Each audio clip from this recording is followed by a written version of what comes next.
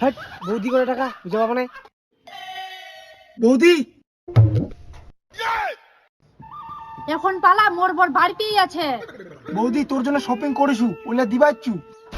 কি হ্যাঁ বৌদি এই দেখ তুই মোর জন্য কত কিছু ভাবেছি, আর আমার বাড়িকার কিপটাটা মোর জন্য একটা শাড়ি আনিছে, তা ফের বিধবা শাড়ি। আচ্ছা আনিছি যখন তো তাড়াতাড়ি দে, না হলে আমার বাড়িকার কুকুরটা দেখা পেলে মুশকিল হয়ে যাবে। হ্যাঁ হ্যাঁ